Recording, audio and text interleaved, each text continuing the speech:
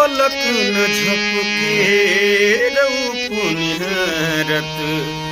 देह बसंत बहार बार देह बसंत बहार बार ओढ़नी में बापुरवैया समाइल अजब किशोर हो सिंगार बा दोनों जहां पर दोनों नयन ओ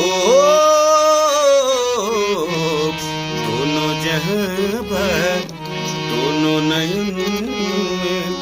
आठों पहर अनुरागेला